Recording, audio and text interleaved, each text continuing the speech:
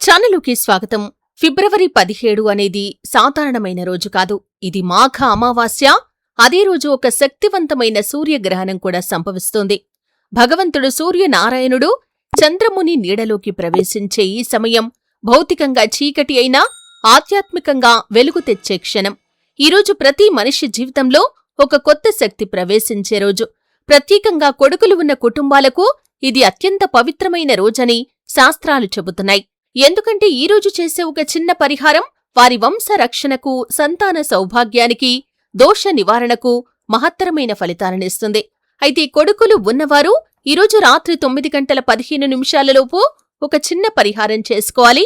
లేదంటే కష్టాలు వచ్చే అవకాశాలు ఉన్నాయి. అయితే దీని గురించి వీడియోలో క్లుప్తంగా తెలుసుకునే ముందు మా చిన్న రిక్వెస్ట్ ఏంటంటే, ఇదివరకు మా ఛానల్ని మీరు సబ్స్క్రైబ్ చేసుకోనట్లయితే సబ్స్క్రైబ్ చేసుకోండి. అలాగే పక్కనే ఉన్న గంట సింబల్ మీద ఆల్ అప్డేట్స్ ని క్లిక్ చేయండి.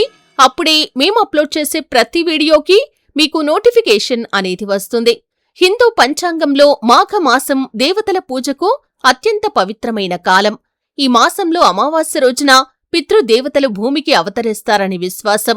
అందుకే ఈరోజు స్నానం, తర్పణం, దానం వంటి క్రతువులు చేసిన వారికి పుణ్యం అపారంగా లభిస్తుంది.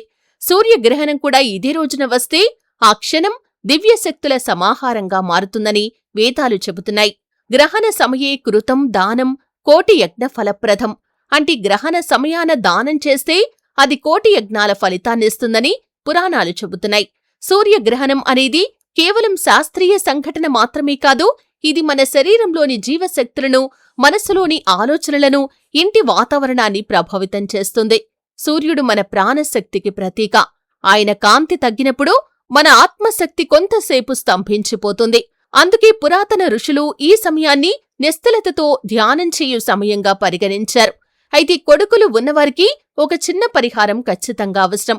పురాణాలు ఏం చెబుతున్నాయంటే, సూర్యగ్రహణం రోజున పితృదేవతలు మరియు సంతాన రక్షక శక్తులు భూమిపై సంచరిస్తాయి.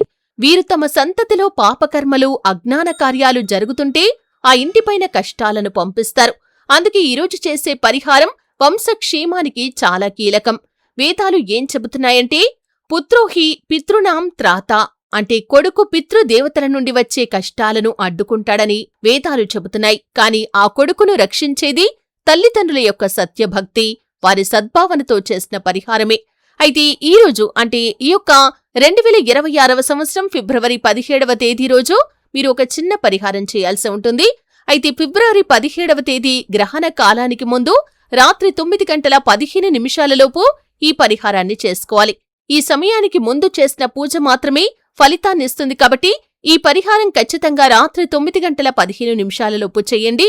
ఈ పరిహారం చాలా గంభీరమైంది, అలాగే సులభమైంది కూడా. అయితే పరిహారం యొక్క విధానాన్ని కనుక చూసినట్లయితే, సాయంత్రం సూర్యాస్తమయం ముందు స్నానం చేసి శుభ్రమైన బట్టలు ధరించాలి. నీటిలో కొంచెం గోమూత్రం కాని లేదా గంగాజలం కాని కలిపితే మరింత పవిత్రత పెరుగుతుంది. అంటే మీరు స్నానం చేసే నీటిలో గోమూత్రం కాని గంగాజలం కాని రెండూ అందుబాటులో లేకపోతే కనుక చిటికెడు పసుపు, చిటికెడు కుంకుమ కలుపుకొని స్నానం చేయండి. అలాగే ఇంటి తూర్పు దిశలో సూర్యదేవుడి ప్రతిమ కాని లేదా ఫోటో కాని పెట్టుకొని దాని ముందు నూనె దీపాన్ని వెలిగించండి. అంటే ఇంటికి తూర్పు దిశలో ఈ విధంగా సూర్యదేవుడి యొక్క ప్రతిమ లేదా ఫోటో పెట్టుకుని దీపం వెలిగించండి.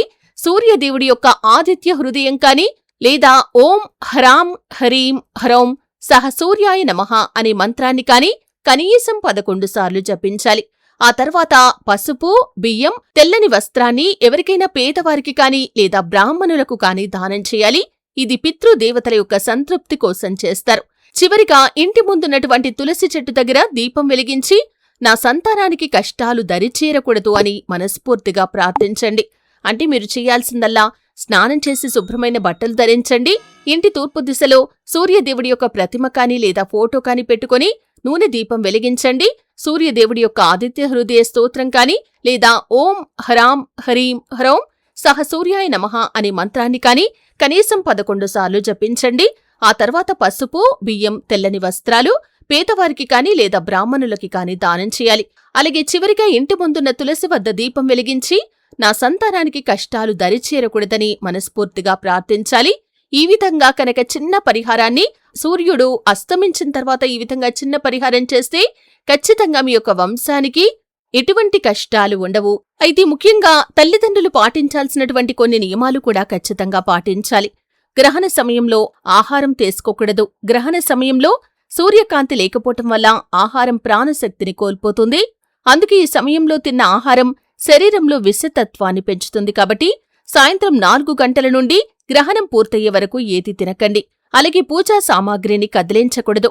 ఇంట్లో పూజాస్థలంలో ఉన్న దేవతా విగ్రహాలు కాని లేదా పుష్పాలు కాని గ్రహణ సమయంలో కదిలించరాదు.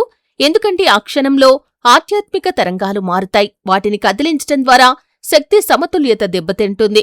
అలాగే గ్రహణం ముగిసిన తర్వాత ఉదయం సూర్యోదయ సమయంలో మీ యొక్క కొడుకులతో సూర్య నమస్కారం చేయించాలి.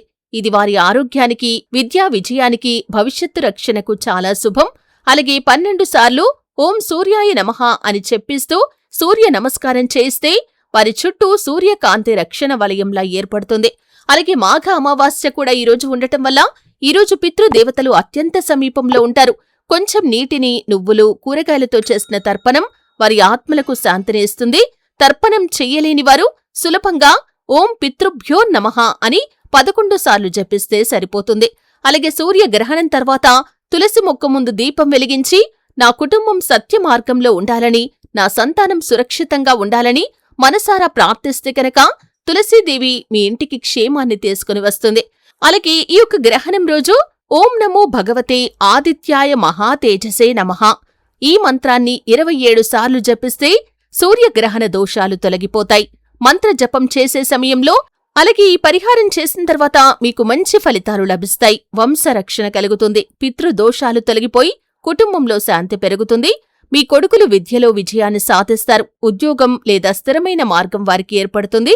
సూర్య తేజస్సు తిరిగి శరీరంలోకి ప్రవేశించి వారికి రోగ నిరోధక శక్తిని కూడా పెంచుతుంది. ధనలాభం కలుగుతుంది. సూర్యుడు రాజసత్తా గ్రహం. ఆయన కృపతో ఆర్థిక స్థిరత్వం వస్తుంది. కాబట్టి ఈ విధంగా చిన్న పరిహారం కొడుకులు ఉన్న ప్రతి తల్లిదండ్రులు చేస్తే కనుక మీ యొక్క కొడుకుల జీవితంలో అద్భుతమైన ఫలితాలు మీరు చూస్తారు. చెయ్యకపోతే కష్టాలు, నష్టాలు ఎదుర్కొనే అవకాశాలు ఉన్నాయి. అయితే ఈ పరిహారం చేయటానికి మీరు ఎక్కువగా శ్రమపడాల్సిన అవసరం కూడా లేదు. కాబట్టి ఈ యొక్క ఫిబ్రవరి 17వ తేదీన వస్తున్నటువంటి మాఘ అమావాస్య అలాగే సూర్యగ్రహణం రోజు కొడుకులు ఉన్న ప్రతి తల్లిదండ్రులు ఈ చిన్న పరిహారం చేయండి. శుభప్రదమైన ఫలితాలను చూస్తారు. వారి జీవితంలో అద్భుతమైన ఫలితాలు వారు పొందుకుంటారు. అలాగే ఈరోజు చేసే దానానికి కూడా చాలా ప్రాముఖ్యత ఉంటుంది. కాబట్టి వీడియోలో మేం చెప్పిన విధంగా దానం చేయండి. పసుపు, బియ్యం, తెలుపు రంగు వస్త్రం పేదవారికి కాని లేదా పేద బ్రాహ్మణుడికి కాని దానం చేయండి. దీనివల్ల విశేషమైన ఫలితాన్ని ఖచ్చితంగా మీరు పొందుకుంటారు.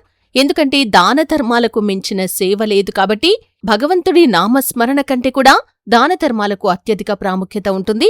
కాబట్టి దానం ఖచ్చితంగా చేయండి. చూశారు కదండి. వీడియో నచ్చితే ఖచ్చితంగా లైక్ చేయండి. మరిన్ని మంచి మంచి వీడియోల కోసం ఇప్పుడే మా ఛానల్ని సబ్స్క్రైబ్ చేసుకోండి.